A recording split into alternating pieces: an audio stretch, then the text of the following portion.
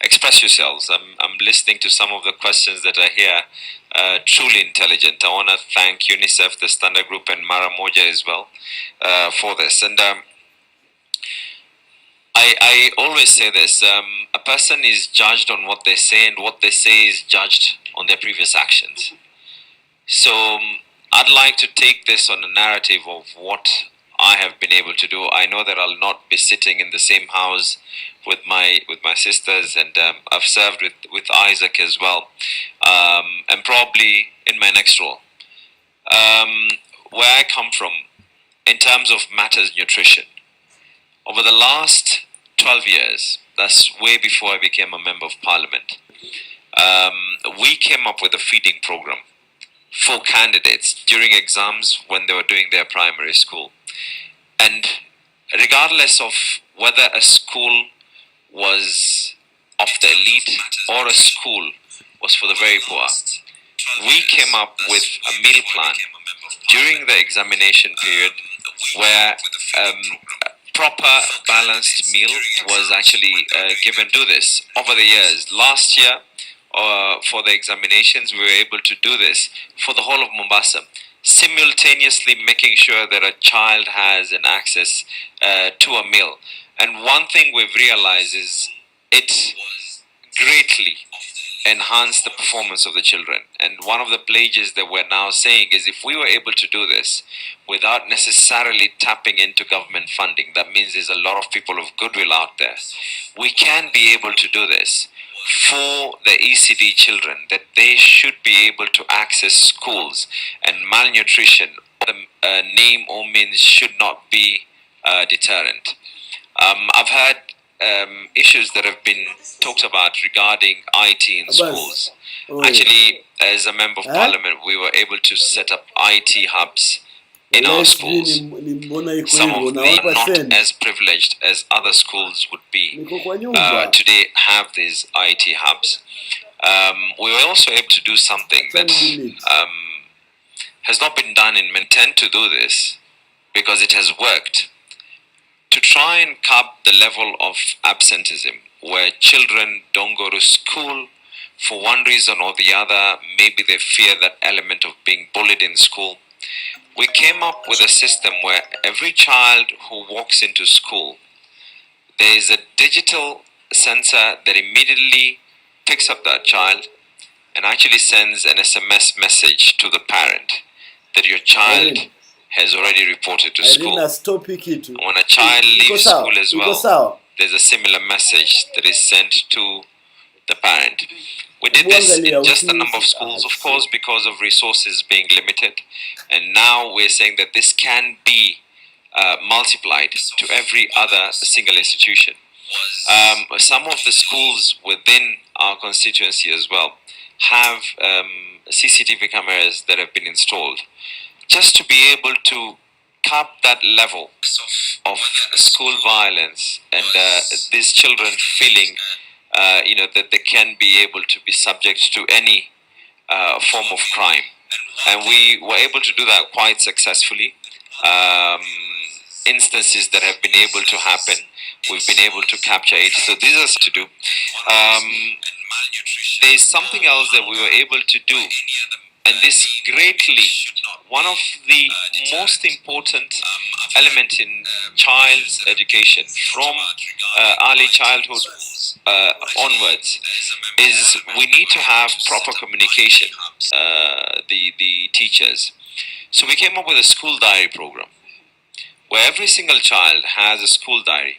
In some of the schools that do not have necessarily access to applications and softwares, where the parents do not necessarily have smartphones, we can now say that we were actually doing hard copy diaries, where a parent can be able to communicate to the teachers and vice versa.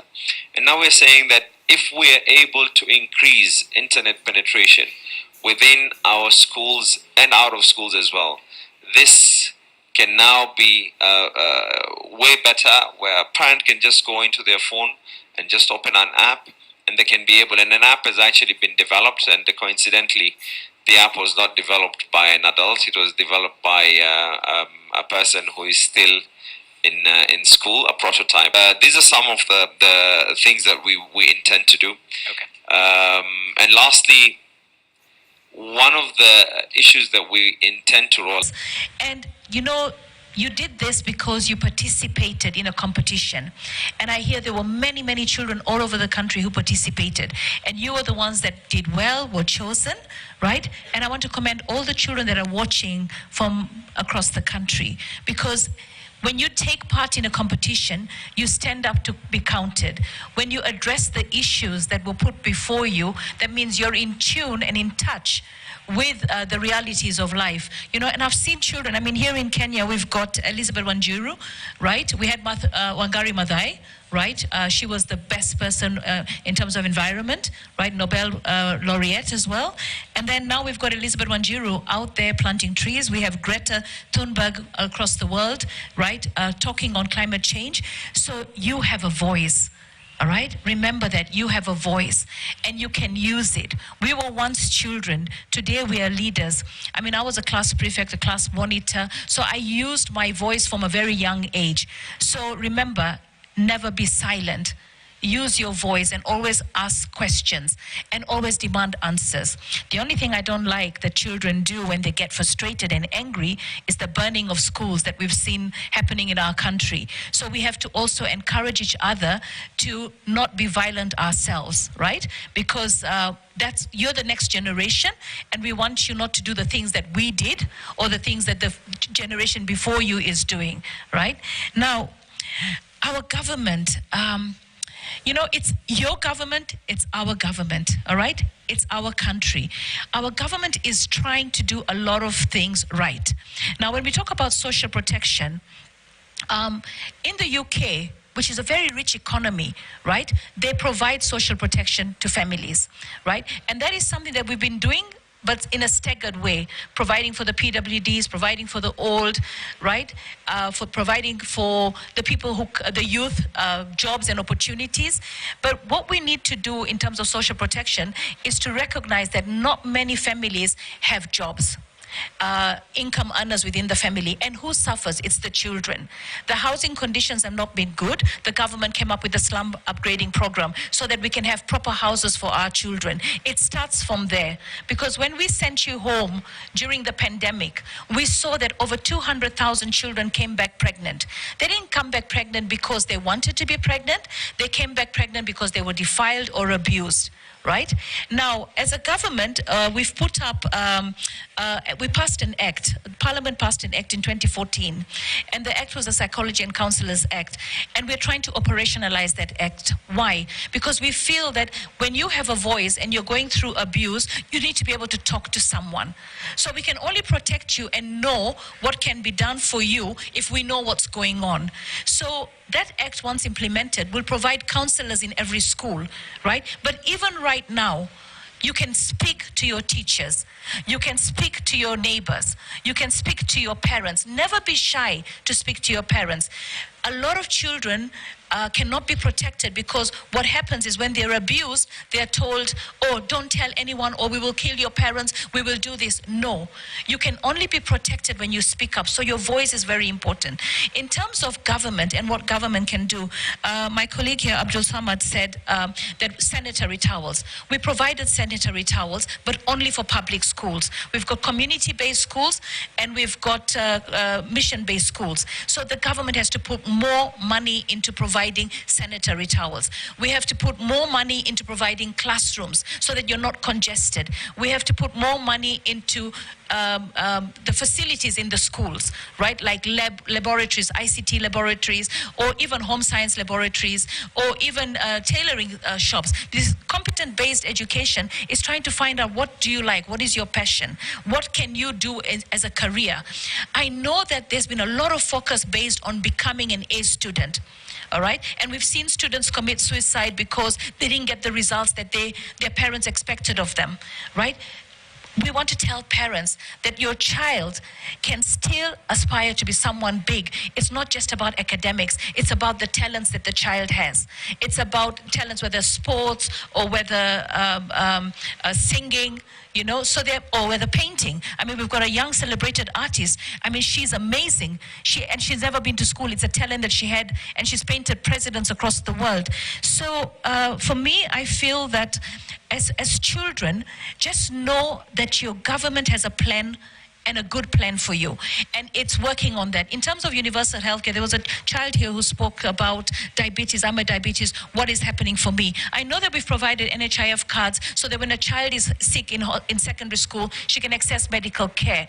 But there's something that we are not addressing, which is the parents' ability to provide adequately for the child. We've got early learning schools provided by the devolved governments, so you get your formative study as well, but a lot of parents don't send their children to school. So the chiefs are going home to pick out the children. The parents don't send the children to school because maybe they don't have uniform. One of the things that I would like to do when if I get a chance to come back, is to make sure that we ban school uniforms, because school uniforms are so expensive, and majority of the families cannot afford school uniforms, and the children go to school or don't go to school because of school uniforms. And in Europe, across Europe, school uniforms is not going to make you become more disciplined, right? And the parents spend about 20 to 30,000 shillings, which they cannot afford, right? So while we have free primary education all the way to university, we have to understand the challenges of our families, right? So for me, I feel, you know, continue being children, continue having your playtime, because that is important for you. Because if you're not able to be a child and the demands on you are just study, study, study, bring the A result, then you lose being a child. So enjoy being a child, enjoy speaking, enjoy educating your families. Now we're going to an election period. The message I want you all to take to your families is, mommy, after elections, and daddy, after elections, we want to go back to school. We want to go back to a peaceful country. So please, let's have a peaceful election. You can be the voice of reason to your families, because you're not the ones who are going to be out there having violence. You're the ones who are going to be impacted by violence. But I know that though we have challenges, the programs that we have with government, including maternal health, we had Linda Mama, so many children were born, and the challenges of malnutrition, the government does provide nutrition, it's not enough. Corruption is the big animal in the room. If we deal with corruption, we'll have resources to put across to all the schools. Okay. We really need to know that our government is our government, and we need to work together. All right, thank you very much, Honorable Pasaris, for that. Coming to you, Honorable Maura, of course, even as you add your voice to the issues that have been talked about before, let's talk about this issue called climate change, which is causing big threat to the future of our country. How best can we transition to low carbon economy? Thank you very much, Ashley and Jesse. Very interesting question, and I must first begin by congratulating the young people, the children who are here, and to tell you that some times back, I was also seated where you were seated, asking leaders questions, but eventually I was able to also join the leaders. So I see future parliamentarians and leaders who are going to change the country going forward. So congratulations for being here. And by the way, I don't know whether you people, what kind of school you are going to. You're asking very intelligent questions, actually. Like the future of the country, the boy who spoke first, I think from Alliance. You spoke, and I was wondering whether you're already in college. So thank you very much. Interestingly, Ashley, the issue of climate change is a matter of how it's very much tied to development, and I'm very happy to see the country director of UNICEF here. It's who is using what kind of energy to develop their economy. It's a very, very contentious question, because now we in Africa are being told to use less, and we are being affected disproportionately when it comes to climate change. And when you look at the 6 issues raised, they are all interconnected, because if a father and a mother are not able to provide for the children in terms of getting good food with the right kind of nutrition, they are not able to take care of the diseases. Definitely, sometimes there could be violence because of lack of provisioning, and that would therefore mean there is no equal opportunity even at school, And now the intervention by government is the social protection. So all of these issues are actually very well interconnected. And I think, in my opinion, we need to invest more in terms of renewable energy, so that then we are able to use nuclear, we are able to use biodiesel, so that we cut down on the trees and we are able to fuel our economy. I believe Kenya and Africa are yet to be properly exploited. I've just come yesterday from Zambia, so I can see the world is rising, really. Africa is rising, but still we need to use more. However, these carbon credits around the developed economies is very important, because this kind of money, Madam UNICEF Director, can then go directly to provisioning for social protections for orphans and vulnerable children, children with disabilities that are represented in Parliament. So they are all connected that way. So on one hand, you need to get new energy so that you can exploit the economy, so that there are more jobs, and so therefore families can provide for themselves. On the other, you get the money from the developed economies in the meantime to even fund social protection, so that there are more people who are covered. So it's kind of an egg and chicken situation, because you cannot say that we should not develop. These young people who are seated before us today need jobs tomorrow. They are aspirational and they are connected to the formal economy.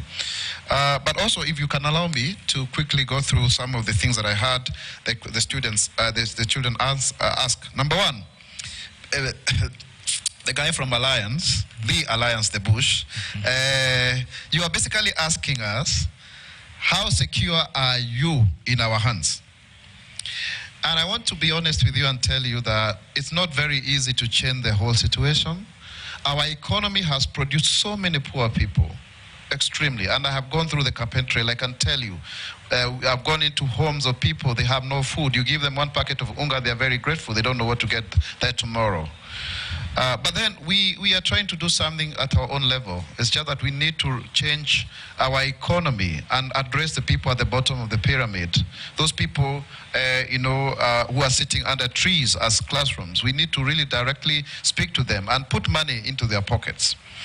But then it's just a question of doing little things here and there. Cumulatively, we do our bargain of our generation, and then the next generation will do the other. And I believe, because you're already thinking about these issues, you'll also make your contribution. And I hope by the time you arrive at this stage here, when maybe we change places and we'll be the ones listening to you, that we shall have created a better platform for you.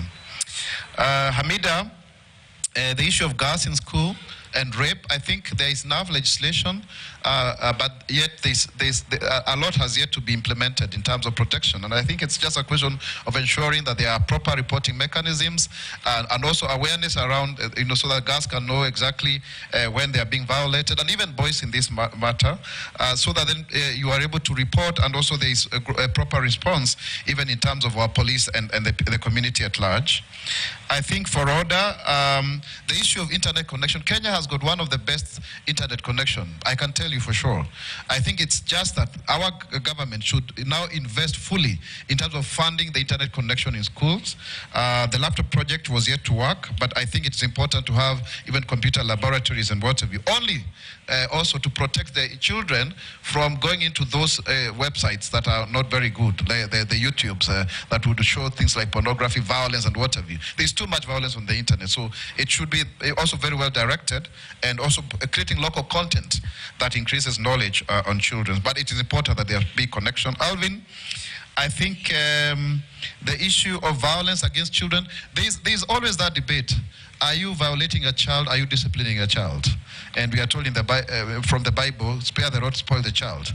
So I think it's just finding a good nexus, but it is unfair to actually have violence against children. Sometimes it's because parents are venting their frustration on children, and when there's a lot of animosity in society, children are the most vulnerable. So we need to just make sure that we strike a good balance. And of course, there are stiffer penalties for those who violate children, but also children should not be exposed like the games they play. You see them, you have guns, children are being told how to shoot. I think for me, they are slowly being inculcated into violence. So that also needs to be properly looked into. Banis, I think a better start for children at life. I think the family is a basic social unit. So if you get it right there, then you'll have a better start in life. And I think that is, it still goes back to, it boils down to the issue of, are parents able to provide for their children? Do they know how to bring up the children? I am a parent. I am bringing up a boy. But sometimes I think these children should have come down with their manual. There is no formula to bring up children. So, and our social setups do not support, how families they used to be in the local, the traditional setup. So we need to improve that in the form of, in this concrete jungle, in our condominiums, in our apartments, so that people are able to find support as parents, so they are able to have a better start for their children. And finally, the issue of diabetes, I have presented a petition in Parliament on this. It was very well received in the Senate in terms of ensuring that we lower the costs of medicine for diabetes. But I think if we have proper, universal health cover for everyone, including those who have diabetes, those children with disabilities who require constant medical attention, it would really, really, really help. For example, just to show you how it works, when I got into Parliament, I was able to have a budget for persons with albinism, and today many of them are receiving free sunscreen lotions by government. So representation counts. It's good to have leaders, and I believe that even in Parliament there are people who are affected by diabetes and other kind of chronic illnesses, and we shall continue to champion for your cause. I thank you. All right, thank you very much, Honorable Maura, for that. Of course, the event is Face the Children, and it is a day for the children. So let's allow them to talk. And if you have a question, just raise your hand, and Zawadi will come to you. But there are so many. But before that, Zawadi is set to. Yes, we'll answer right away. But Zawadi is set to talk to Mr. Juma of Global Peace Foundation. Zawadi? Yes. So this is a question of my own. What is your take on violence against children? I think violence against children is barbaric. It should never happen. It should never be allowed to happen. This is one of the things, and even when it happens in the school settings, bullying. I know when I was growing up, I experienced some bullying in high school. It should never happen. We should not allow it to happen. So I think our parents should ensure, and our schools should ensure that we need to ensure that our schools are safe spaces for our children and also the family. Yeah. Thank you. So, who has a question? Okay, there are many. So I'll start off with you. I have been asked to use my voice to speak up and to demand answers. Let me demand this from you, if I may be able to focus on Madam Gladys. You have talked about right food at the early age in life. However, as the condition in the country progresses, there are many the cases of floods and other situations that drought. It's a case of you're either consumed by fire or fire. However, you haven't given us a stable solution. You have pledged that you'll address these issues, but you haven't given us a sound policy and legislative framework in which you'll work for in order to boost the welfare of marginalized children. To my second question, Mr. Nasir, children have been forced to put food on the table according to this economy that we're having right now.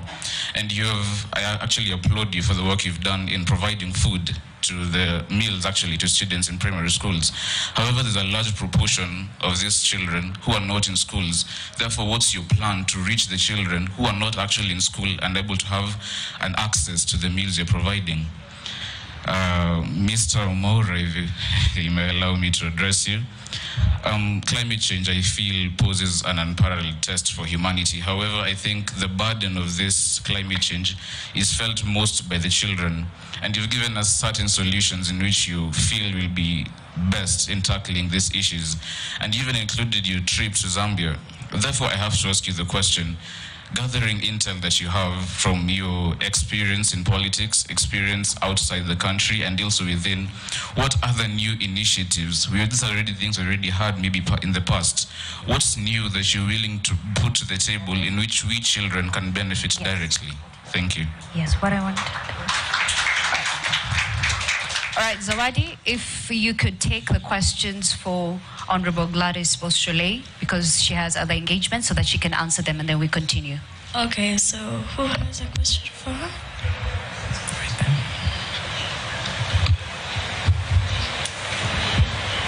I start with my name? Yes, please. My name is Ranon Baraka. I school from the Testimony International School, and I'm very thankful for this opportunity. I want to talk to. It's okay. Just ask. You said that you would use another alternative other than wood to stop climate change. That would be nuclear power and energy. I really think that's a dangerous thing to put in the economy. And I'm not sure to suggest that, especially in the middle of a very big country. Right. Thank you for that. So maybe you can respond to that before we take more questions, please. All right, thank you, Baraka. I think that was an amazing question. I appreciate you. First of all, sometimes I tell people the solutions are so close to us and available, we don't take them. We don't have to go the direction of nuclear power immediately as a country like Kenya. Remember, 60% of the people in Kenya are in the rural areas. And in the rural areas, we have the manure from our livestock. We can create biogas and have electricity from it. We can promote solar energy as a government so that we also don't exacerbate the problem of climate change. Also, you find that as a country, you can drive from Garissa to Mandera and it's empty land where nobody lives in. But acacia trees grow perfectly there. Why can't we irrigate the place, grow the acacia and use it for as energy? See, the problem is if we are cutting trees and not growing them, but you can have a plantation just to be able to provide energy. So we can look for simple solutions. Minimum resources required, but it has a maximum impact. So it's possible. I'm also challenging the students who are here. The challenge we have in Kenya is we lack visionary leaders. But listening to you people, you're visionary leaders, because you've said what's wrong. So I'm going to work with the Standard Group. I think we should start a program where the students write petitions to Parliament. Remember, you can petition Parliament, and you're given the opportunity to come before Parliament and present your petition. And the parliamentary committee is required to act on it. I've been successful in putting a petition on behalf of many farmers on the issue of harmful pesticides. Pesticides that cause cancer, brain damage to children. And we have been able to so far remove 7 of them. We have 260 left to go. But it's a journey. So, and that is just by filing a petition in Parliament. So we should start a program where the students, I've read your essays, I have them here.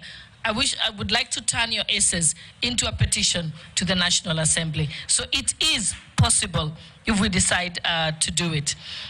When we talk, you've talked about the issue of, I think you asked me, Caesar, that what have I done? On the issue of the right to food, there is a petition in Parliament where we are saying we must find a way of implementing the right to food. That's why you listen to many of the politicians. They're not putting feeding programs into their program, into their manifestos. But the right to food doesn't mean the right to be fed.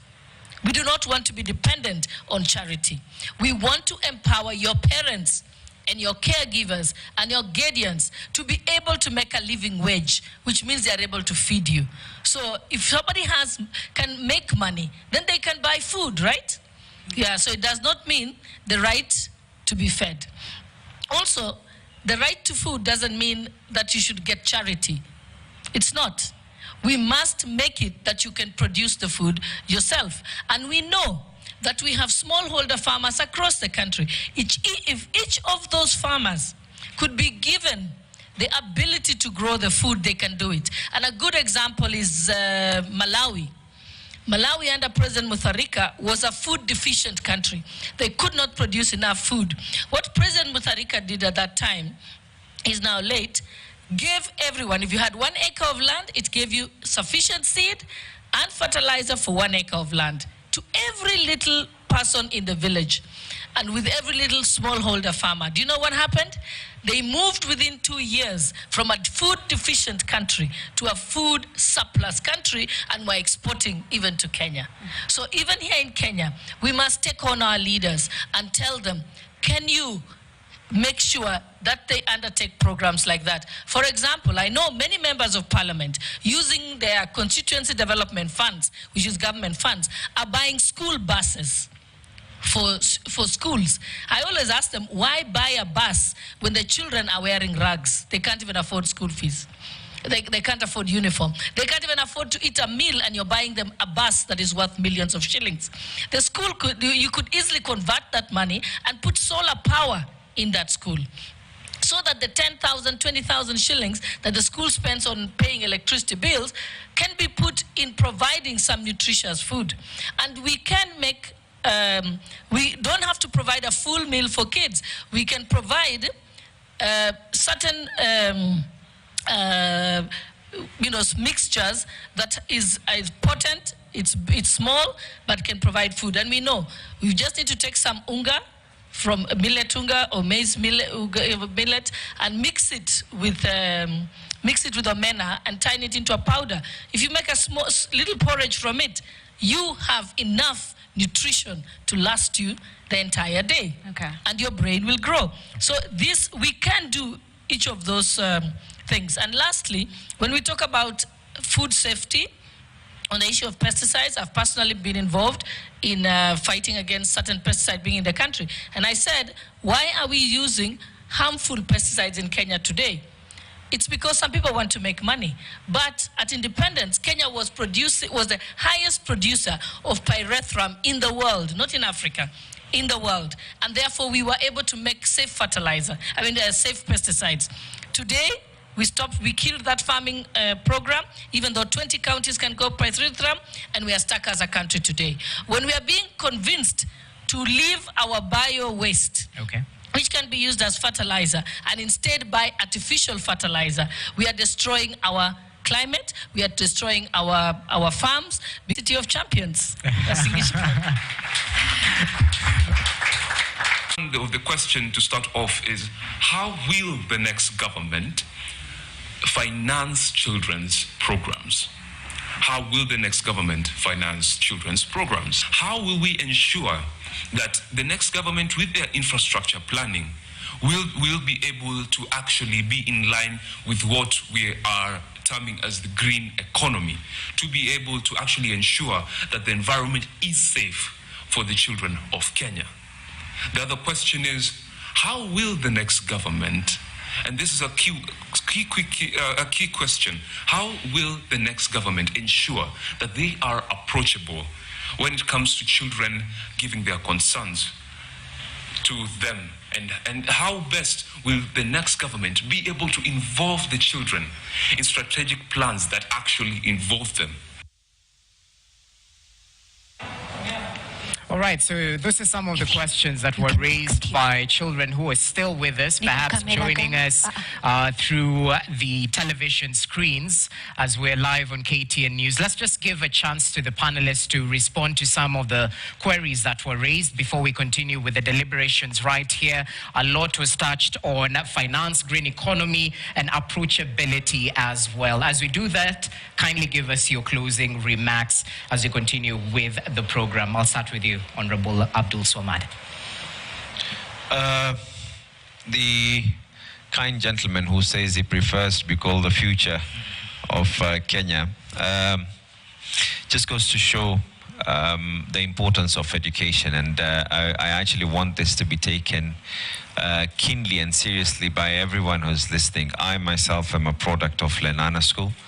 I don't see anyone from Lenana here, but I'm sure there's somewhere out there listening. And you asked a question on how are we going to make sure that these children do not necessarily have to be out there looking for food because of any other thing. Well, first of all, that is illegal. It is totally illegal. And one, I've said this before, through my experiences as a member of parliament, I have been able to unfortunately crack the whip where it needs to, because we cannot have children being in any form of labor, but rather we need them to be in school. Provide the necessary incentives that are there. And I'll tell you one thing. According to statistics, about 69% of the children in Mombasa are in school. That means about 31% of them are not where they should be. But I represent a constituency where we were able to close the gap. And the recent figures that I got from the Ministry of Education is that we're close to about 98% enrollment. So I think we know what needs to be done for the rest of Mombasa. Okay. And then I think Roman asked a question about issues to do with nuclear. Maybe food for thought for those who are going to be back in Parliament. There's actually already an act in place regarding matters to do with Kenya being a nuclear state. However, in our part, what we intend to do, we've given a commitment that first of all our markets, every single market facility will be converted into solar. We're already starting and reading through feasibilities of converting street lights into solar as well with the right partners. One of the other things that we do intend to do, it is very, very feasible. I live a constituency where every single secondary school, public secondary school, has where needed a water purification or a water desalination plant installed, so that we can be secure when it comes to matters of water. All right. And what we do intend to do next is to ensure that we have water harvesting plants and centers in all of these schools that are going to be there. Time is not on our side. I mean, we definitely want to come back and exhaust quite a number of the matters that have been able to be raised. As I congratulate each and every one of you, I will definitely be requesting the Standard Media to provide us the list of the issues that have been raised by the children, so we can be able to include them in what needs to be done next. Okay. Thank you very much. Thank you so much. Round of applause. Esther Fasaris, your closing remarks and as you address the questions. You know, as children, it's really sad when I hear that a child is hungry and expected to study. Kenya moved to a middle-income country, and our partnerships with World Food Program stopped. So we were not able to provide free food to the students, and that was probably the only meal they got. So we have to start by empowering the family, and then making sure the family can provide a meal for the child to have in school or pay the school for the meal. The right to food is about quality food. We're encouraging a lot of manufacturers to also fortify their foods with vitamins so that you can have the nutrition that you need. What I want to say as students, right? Focus on your education. Focus on speaking out when it comes to the things that you don't see right. When it comes to a government providing for its society, right? We have something called the SDG 17. Right, the Sustainable Development Goals. It's about partnerships. And, you know, even with UNICEF and the government, it's partnerships. We've got many partners that come and help out in the areas where government cannot provide, right? But the primary provider of every family is normally the father and the mother of that family. There are lots and lots of single parents, right? I want to encourage and tell each and every one of you, be bold and speak. Right? All over the world, we have a crisis with teenage pregnancies. And what is happening is that the teenagers themselves who have gotten pregnant are going into the schools and telling the children, please do not engage in sexual misconduct while you're a student, get pregnant, drop out of school. The girl child was supposed to be empowered to become able to finish her education. She's now dropping out of school because either she was defiled, either she engaged in the sexual behavior before, and then she ended up with a child. So what we want is for you to enjoy your time as a student. You know, somebody once said to me, you very rarely marry your childhood sweetheart. So remember that, right? Finish with your education because the government is giving you an opportunity to study. All right. And become someone in life that can make a difference to not just your family, but to the entire society, right? And remember, a government that is stable, no matter what problems it has, is a better government than a government that is not existing and creates total anarchy. We need a peaceful country to be able to conduct to build prosperity for all of you. Right. So enjoy being a child. That is the time of your life. So enjoy it. One day you'll be a parent and you'll remember, oh my goodness, I didn't enjoy my childhood. I became a parent too early. Okay. I hope you enjoyed your childhood, yeah? Absolutely. Okay. Enjoy it. Play your games, learn your talents, and keep God in everything that you do. All right? When you go to pray, you don't say, dear Mheshimiwa, I want this and that and the other. You say, dear God, this is what I want for my country. So keep your country in prayer and enjoy being a child. All right? Round of applause, kindly. Well, thanks for that. Let's get the closing remarks from Honorable Isaac Mora. Yeah, thank you very much. I think I like your questions. So how do we ensure that children are engaged? I think UNICEF, congratulations. You create these platforms. Remember, it's been very consistent. So because if you hadn't partnered with KTN, we would not have had an opportunity to hear these great brains here. So I think that is a way forward. And of course, as it has been said here before, you can engage Parliament directly through petitions and such other fora. So there's that opportunity to engage going forward. But it's a question of really demanding your own space. We have had children conferences where you invite leaders to come and speak and to listen to you. We are willing to continue engaging in that endeavor. The other question that was asked is, surely, you know, politicians are not to promise heavens and deliver hell, you know? So some intelligent question here. How are you going to finance all of this that you're promising us? I think, yes, it's true. The demands are very many, but we can only do this by regenerating our economy. It's not through borrowing. We have borrowed over 7 trillion for the last 9 years. It's a shame. It's a big shame.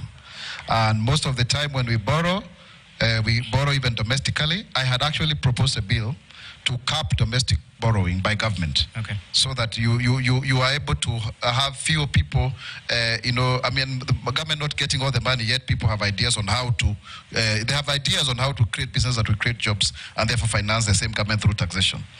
The issue of climate change, I think there's a challenge there. We need to incorporate this now into our curriculum. I think UNICEF, you may want to work with the Ministry of Education, but also let us tell the whole story. It's not just to tell people to reduce their carbon emissions, because we are not emitting enough, I must say. So it needs to be well balanced, and of course it's a very political issue. But I think if we can have new industries, there are opportunities there in terms of biodiesels and what have you, so that then you create new jobs. But yes, young man, I am very happy the way you are bold. You say nuclear is bad. I really liked that, by the way. But don't buy that gospel. Nuclear is very good, because when I was a student in the UK, I would pay less than £1 a month for my electricity bill because we are using nuclear. Well, what we need to do is to make sure that it's not misused. And interestingly, one of the key one of the key directors of the Atomic Agency in Vienna, Austria, is actually a Kenyan. He's a Kenyan, and he was here. He's from the coast, actually. So we have the expertise to do it. We have the nuclear agency here. It's already an act of parliament. Let us exploit that so that we can grow our economy, create jobs, and have a safer space for all the children. Thank you. Thank you so much. Round of applause. Well, I know there were multiple questions. I saw a couple of hands raised, but let's just hold on to our thoughts. Since they mentioned that they're available for engagement through signing a petition and whatnot, I want to assure you as well that they will be available for you to interact with them right after we're done with the all-important prize-giving ceremony. So hold on to your thoughts and make sure you see them right after we're done with this, so you can actually raise the questions personally. I hope that's understandable. And to the representatives, I hope you will be available for the young minds. Well, there you have it, an assurance. Thank you so much for your time, Waheshimiwa. And as we continue with the program, allow me to cross over to my colleague Ashley Mazuri, who will take us through what we're doing next. Ashley. All right, thank you very much, Jesse, for that. And of course, for our panelists for that conversation. We've seen our young minds try to hold them accountable for their pledges and their promises. Remember, we were talking about the 6 key issues today on Face the Children debate. We are putting the children first from best start in life. Remember, in Kenya, around 26% of children under 5 years of age are chronically malnourished. And this is why the early years are a make or break window of opportunity in a child's life. All children have the right to proper nutrition, health, education, and to be safe from violence, exploitation, and abuse. And that is what exactly we are pushing for here at the Standard Group, together with our partners. The second issue was enhancing education. We've had the young minds ask, when are they getting internet in their schools? Remember, digital literacy is a key part. Majority of public primary schools are not yet connected on the internet, leading to exclusion of many children. So we hope that the next government will ensure that there is 100% connectivity, internet connectivity. Now, at this juncture, I want us to talk about the essay. Of course, when I was a kid, nilikuwa napenda zawadi sana. So allow me to invite MD Broadcast Jomunene for that bit. All right, thank you very much. I'll just give some details on this process, including the judging panel. The entry categories were 2, and that was in essay writing as well as video submissions. And we had 2 categories of the participants. And as you heard earlier, we had a total of 300 entries. The first category was children ages